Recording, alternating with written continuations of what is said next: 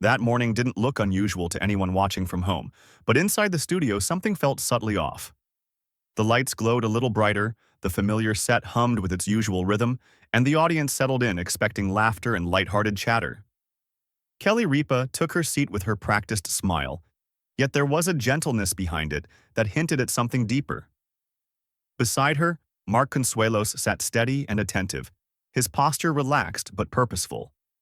Their closeness was familiar, but there was an added quiet connection between them, the kind that comes from shared thoughts left unspoken.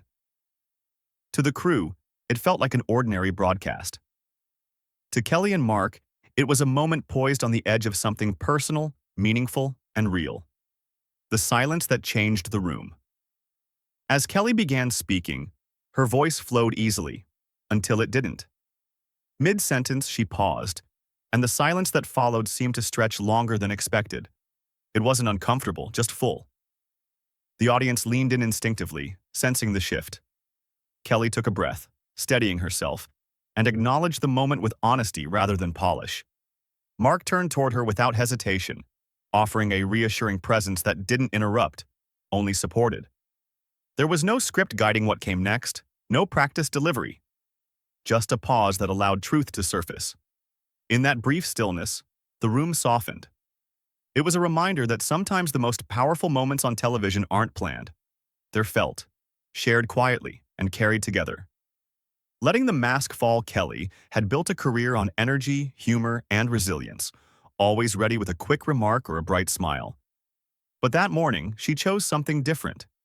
She allowed herself to be seen not as a host, but as a person navigating real emotions in real time.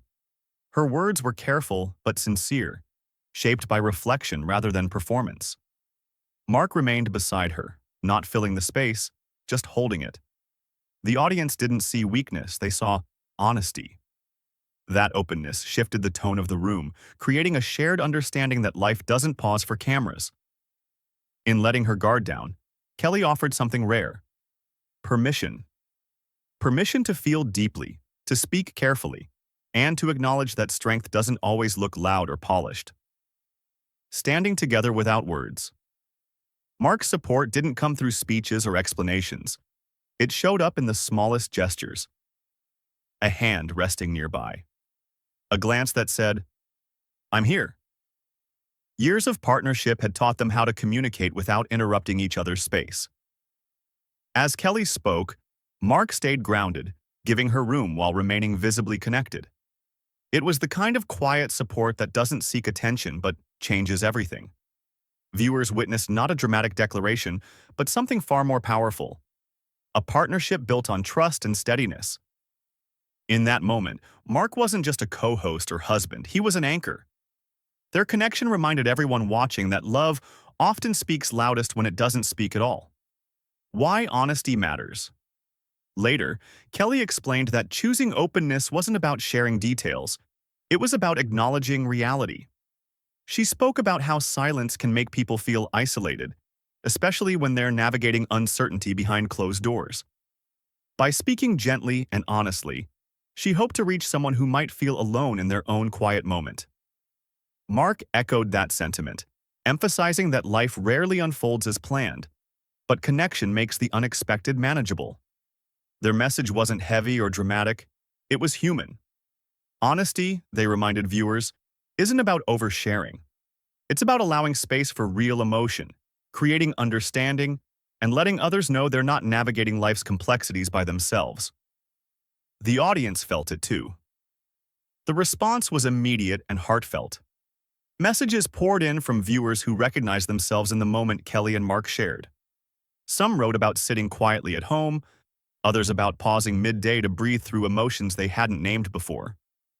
What resonated wasn't a story, it was the tone, the gentleness, the absence of drama. People felt seen because nothing was exaggerated. Kelly's vulnerability didn't demand attention, it invited reflection. Mark's calm steadiness reinforced the message that support doesn't have to be loud to be effective. Together, they created a space that extended beyond the studio, reminding people everywhere that empathy can travel through a screen when it's real. After the cameras cut. When the show ended and the studio emptied, The energy didn't disappear. It softened. Kelly exhaled, the tension giving way to quiet relief. Mark stayed close, offering humor to lighten the weight of the moment. There was no regret, only a shared understanding that what had happened mattered. They didn't analyze it or replay it immediately. Instead, they sat with the stillness, allowing the moment to settle naturally. Behind the scenes, crew members moved gently, aware they had witnessed something sincere.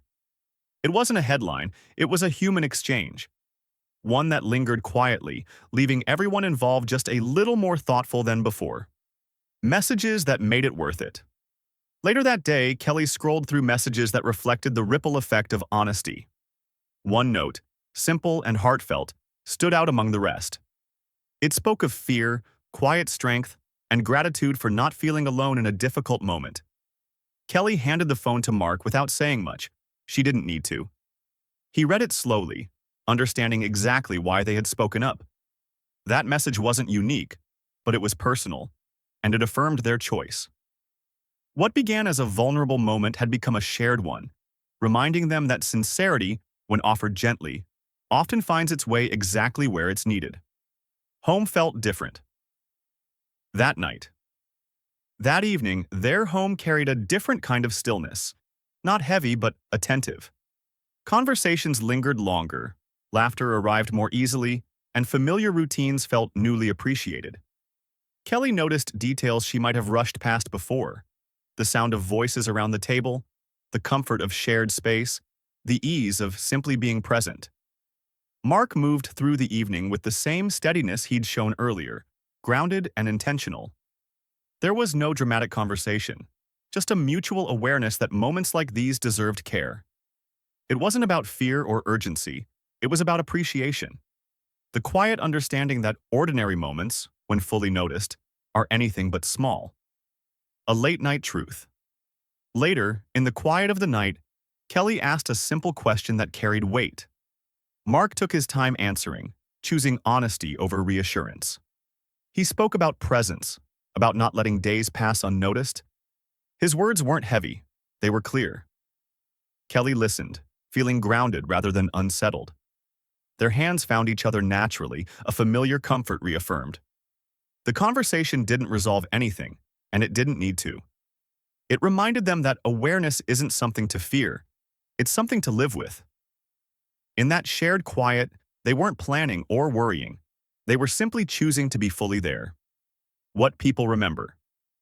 The episode didn't linger because of what was said. It stayed because of how it felt. Kelly and Mark reminded viewers that behind every polished moment is a real person navigating life with care, uncertainty, and love. Their openness didn't provide answers. It offered connection. It showed that vulnerability isn't a performance. It's an invitation. An invitation to pause, reflect, and engage with life a little more intentionally. Long after the broadcast ended, what remained was a shared sense of humanity. A reminder that tenderness belongs in public spaces too, and that sometimes the most meaningful moments happen when people simply choose to be honest, together.